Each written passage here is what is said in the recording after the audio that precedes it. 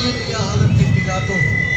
Ang ibig ko sana'y magpakita ka ng milagro upang ang buhay mo ay maligtas sa iyong kamatayan. Tole! Tole! Iiba ako sa krus! Iiba ako sa krus! Magsigigil kayo! Nasa harap kayo ni Pilato puno bayan! Ang Ginoo, ilahan ang sadya niyo. At sinin na ng tao, Siya ay tao ako! Risa mo agad! labing ibang tao yan. Labing kabastangan!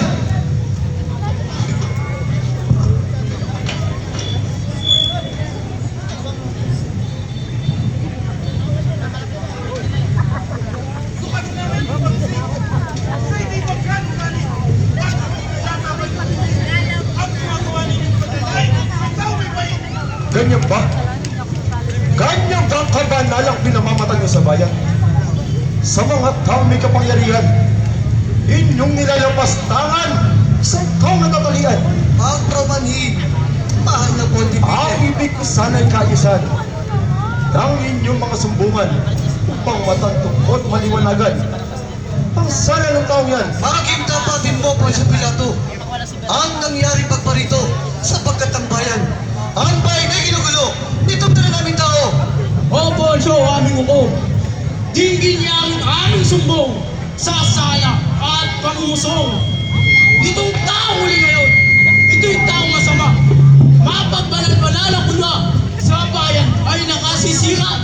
Mga tao'y ginagambala ang aral niya masama. At ang pangaral niya ay ilabagsabi ni Eskiratura. Masasama at walang halaga. Hinaaway ang lahat na at mapagsaway sa tuwina sa hari namin maganda. Binuklat na namin isa-isa. Ang Santa Las Sagradas, Eskiratura. Ngunit wala aming makita, sulat kinakilala. Ang hulugan lamang na ang nasasaktan ay nangangaral lamang patungkol sa kapangyarihan ng Diyos sa buhay. At hindi kailanman umahamon sa panpamahalaan. Magkabinman. Ang hangarin hindi nagkakaiba. Hindi rin maaaring magkaroon ng pagkakahati-hati ng kapangyarihan sa udaya. Ang bayan, kailanman ay kailangan lamang na magkaroon ng isang Panginoon. At ito ang nais ko marinig.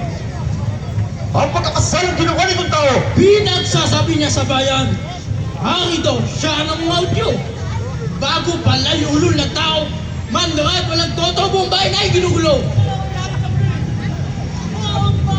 Ng Israel, ano pa sinilain? Itong hilit sinungaling mga tao inaling. Ang hindi napagalaman, ang dugong pinagbuhatan, si Jose, ang ama naman, ang ina niya't magulang si Maria ang pangalan. Alin man sa salang ito, namin kong sumbong sa iyo. Ipapatay mo tong tao na hindi nakagugulo. Ito may kaugalian natin na ang may saling patayin. Ngunit pagsipat niligay magagaling. Marami man mga pal. Ang hablan niyo't mga bintang. Ito'y hindi ko man malaman kung ito'y kathakatayo lamang. At ito'y hindi maganda. Parayan niyo't lang na. Bakit may tayo na siya? Na parang totoong may sala ay nahalpit pinumura. At sinukom ang may saysay. Upang talhin itong taong malamanay. Pagpapating magkasalang tunay.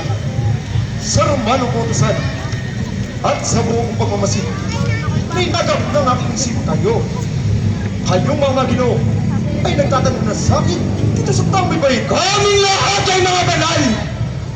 At sa isang Diyos kung magalang, kundangan at katotohanan, ano kami nagbibitaw? Kami may iyamang lahat, sumusunod, tumutupad. At saka itong tunggap, nagpapanggap din na sukat pati sumamat ng hirap. Kami walang salagimsik, tungkol buding pagtataning ngunit ang gumigit sa amin na siya'y papatay mo rin. Kaming mga naghahanda dito ay hindi mga sinuway na tao. May yaman! May yaman! May yayaman pa, Ginoo. Kaya't huwag napagindihan mo. Hatulan mo itong tao lang di nakagugulo. O di ko'y naalis. Na kayo taong mababait. At bibigyan mo ng sakit. Itong taong wala sala ni kabait. Walang sala! Ay kapangyarihan man ako. Halay na marami sa inyo. Ngunit di ka pahamakan ko.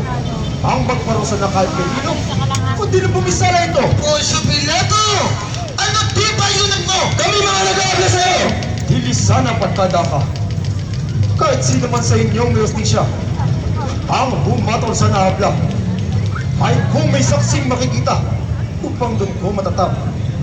Ang katotohanan ganap, kung matuwid man o linsan, aton nagagawad, kahit sino man sa inyong usap, at mas lalo sana maganda. Kung may katibayang ganda laban sa kanya. Oo! Meron! Narito ang saksi namin matibay. Ipinamamarayan ni Jesus na may siyas daw siya na naw dito sa lupa. At sa hindi mabilang na alagad, na sinabi ng palalong ito, siyang daw mahal na simbahan. Kumaigo at mayapay, ay may babalik daw niya ng husay sa loob lamang 3 araw. Minsan ay pinagtabuyan niya mga ginong mga kalakal na wala naman pinapagapag na kahit sino pa man. Parailay, upang papaniwalay na siya ang anak ng Diyos. Ipinananalig ang mga tao sa kambugan at sa mga panggagayumong natutunan. Kaya't Poncio Pilato, upang di malingit sa ating pinunong bayan, at hinggat nabigyan ng parusa, alang-alang sa ating kapayapaan! At may pagpapalagay mo baga, Poncio Pilato, na isang kabanalan ng kanyang panggugulo. Maraylay, hindi mo natatalos ang lahat ng ito. Ang pagbabansag niyang Kristong mananakot daw ng mga tao. Minsan ay inarap sa kanya ang isang babaeng naglililo sa asawa na ang naayon sa kasulatan ay dapat ipapatay siya. Ang ginawa ay isiniwalat pa sa pagsulat sa lupa ang sala ng iba. Ganyan ba? Ganyan ba nagbabansag na anak ng Diyos? Ang sumuway sa mga utos at lahat ng ito, Poncio Pilato, ay panggugulat ni Bobos. At isa pang kataksilan, itong taong tampalasan, sinasapagkat ang bayan na huwag daw magbubuhos kay Cesar. Ito'y isang malaking kapalaluan. Ang kawapanig ng lilo, titipunin daw madlang tao. Lulupigin tayo at tuloy-dumigma dito. Oo nga't bagaman, sukat sampalatayanan, siya'y isang paham. Galileo kung turingan, Nazaret ang bayan. Ano ba ang mga magulang? Ay kung isang alumagi lamang, walang puri, walang tunong, walang laman. Mahirap ang pamumuhay na walang pag-aaring iniingatan. Ayon pa sa sabi at badyak, na Elias na ating propeta, na kung ang Mesiyas ay dumating na, ay walang sukat na makakakilala. At ito pa kayang bulahan, ang sukat na makakalam, nang walang kamuntiman, tulong lang pinagbuhatan. Hanggang doon sa kanilang bayan! Kaya't maganda't makatwiran ng madalay parsano. Siya ang pagkakalimbawan ng kapwa niya tapalasan ng gumagana sa bayan. Hatulan na kamatayan! Hatulan na kamatayan! Banal na tao. Saan ang bayan mo? Bakit hindi ka magsalita? Hindi mo ba nalalaman na ako'y makapangyarihan na maaari kitang palayain o hindi ka ipapatay? Ano mang kapangyarihan ay hindi ka magkakaroon sa akin maliban na lang kung makiibigay sa'yo mula sa itaas. Kaya't ang nagdala sa'yo sa akin ay lalong may malaking pagkakasala. Narinig mo ba ang tanang sumbong sa iyo? Hindi ko nagtatanong sa lahat ng ito. Kaya't ako'y muling sabihin mo, ikaw baga ang hari ng mga Hudyo? Sinabi ko sa ito dahil sa sumbong sa'yo o sinabi ng sarili mo. Hari bagay Hudyo?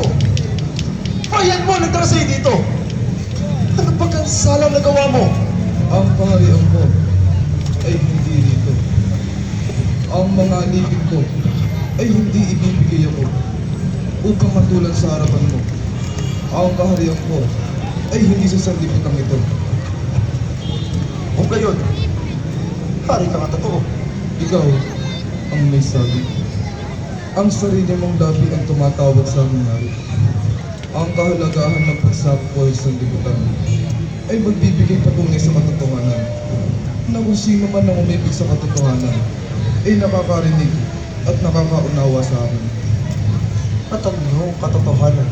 Ang katotohanan ay nadinig at nadarama ng bawat kaluluwa.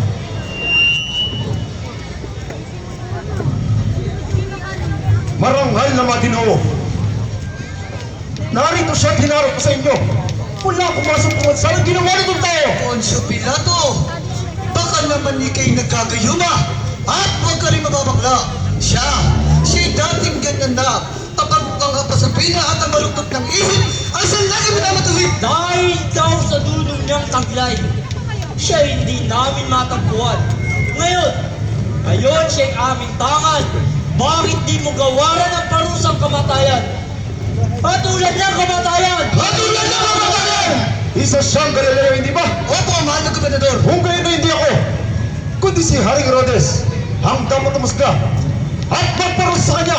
Kayo ni siya, Herodes! Ngunit mahal na gobernador. Ang sinabi ng mahal na gobernador. Dalhin niyo na siya. Marco, hawakan itong tao. Tayo na kaya rin ni Herodes.